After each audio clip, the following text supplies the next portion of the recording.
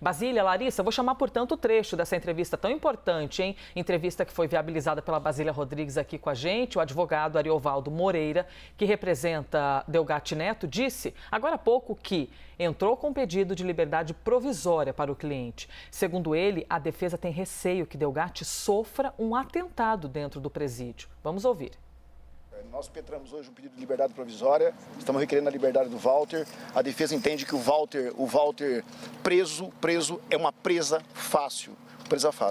E nós temos aí muito receio que o Walter sofra algum atentado. E dentro do presídio entendo que isso iria facilitar caso isso aconteça. Tendo em vista as declarações de Walter ontem, né? Que ele envolve aí todas as pessoas que estavam em volta de Bolsonaro enquanto presidente da República. Aí a fala então do advogado, que eu chamei dizendo que era entrevista nossa e de repente me surpreendi. Tela dividida, Elizabeth, fica aqui na câmera 1 com o Silvinho. Mas na verdade foi uma fala que ele deu agora há pouco ali para a imprensa, igualmente importante, né? Falando sobre o posicionamento do cliente dele e justamente sobre isso, né, Basília Rodrigues? Sobre a proteção para Walter Delgatti. É que o advogado falou primeiro conosco aqui da CNN Brasil por volta de umas 8h10 da manhã. Então ele começou a agenda pública, digamos assim, falando a CNN por transmissão de vídeo, ainda em casa, no escritório.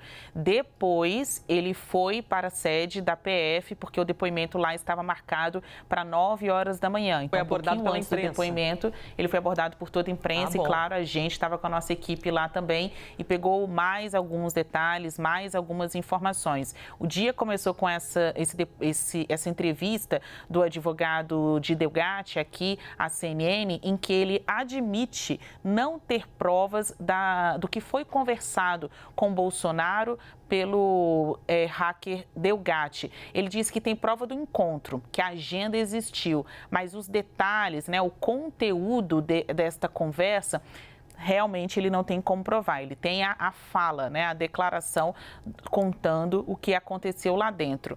E depois, ainda nessa entrevista, o advogado também contou para a gente que Delgatti está voltando à Polícia Federal porque da primeira vez ele foi questionado somente sobre a invasão dos sistemas da Justiça, né, sobre aqueles alvarás de soltura e as ordens de prisão, que ele não falou das agendas, até com perdão do trocadilho, ontem até disse isso. O que a investigação agora se surpreendeu e quer saber mais é quais são as conexões do hacker.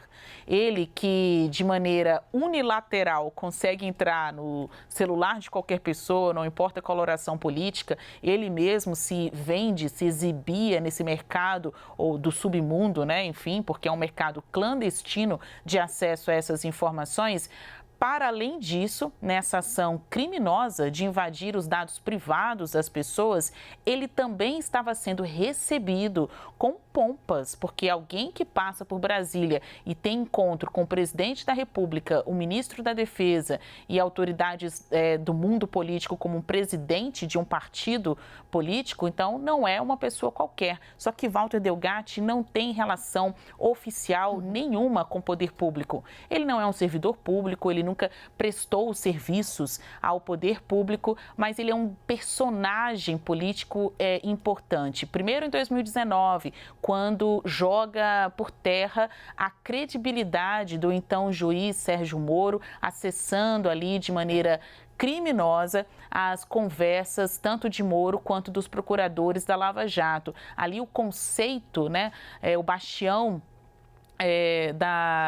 o bastião do combate à corrupção, da lisura, da honestidade, caiu naquele momento em que você acessou por meio do hacker aqui as mensagens da Lava Jato, da Força Tarefa da Lava Jato. E agora ele volta em 2023 trazendo detalhes de um esquema ou de uma tentativa de fraude nas eleições de 2022, em que Walter Delgatti, como personagem dessa narrativa, conseguiria comprovar que é possível invadir as urnas e até mudar o 22 pelo 13, os números aí dos dois candidatos na ocasião, Bolsonaro e Lula. É o que ele conta. E ele fala muito, né? E tem um ditado popular que diz, quem conta, como é que é? as pessoas colocam um ponto num conto, né? Um conto aumenta um ponto, quem né? conta um conto aumenta um ponto, né? É a história de Walter Delgatti. Vamos ver, então, se ele tem provas, porque alguém que consegue acessar os sistemas e celulares de todo mundo deve ter um arsenal de provas aí, né? Informações de e-mails, de trocas de mensagens, e a polícia quer saber, será que tem gravação? Aqui, na entrevista à CNN, o advogado de Delgatti disse que não, que só há as declarações do seu cliente. Mas vamos ver, né, o que mais ele tem para apresentar.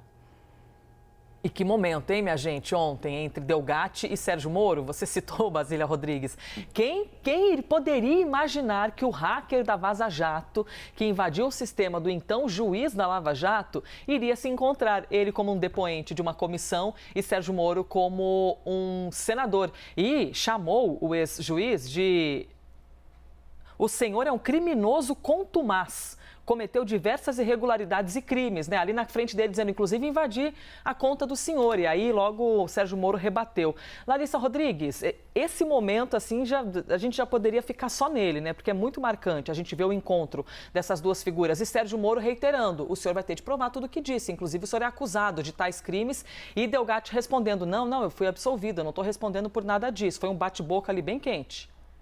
Inclusive, tem um momento que o próprio, agora senador, né, diz: o senhor vai dizer que é inocente como Lula disse. Então, até tenta trazer o histórico anterior que continua sendo na política, para se manter na política de Sérgio Moro, de que em momento nenhum Lula foi inocente, de que se enterrou a Lava Jato, lembrando-se que esse enterro começou depois da invasão do próprio Delgatti aos celulares dos juízes, ali também alguns promotores da Lava Jato. Mas, Elisa, a gente até comentava aqui, né, se de fato, o que aconteceu de fato e o que não aconteceu. Um dos detalhes muito importantes que ele traz, ele, o Delgatti, que a gente vê na tela ontem, durante esse depoimento longo, a Comissão Parlamentar Mista de Inquérito, é o tempo que ele teria ficado no sistema da Justiça Brasileira.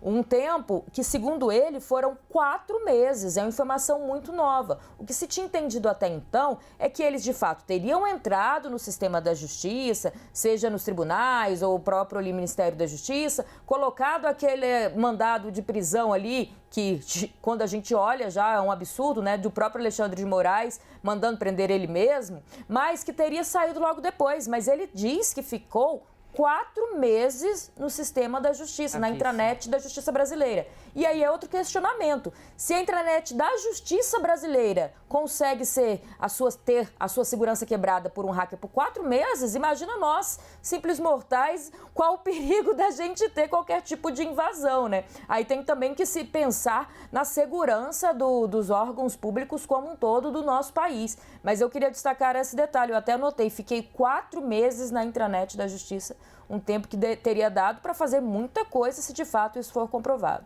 Se entrassem no nosso, né, iam descobrir cada figurinha que esses jornalistas só, né? têm. É, o crime da figurinha, né? Cada figurinha que a gente tem aqui, minha gente, que eu vou te contar um negócio. Basília, obrigada. Larissa também, obrigada.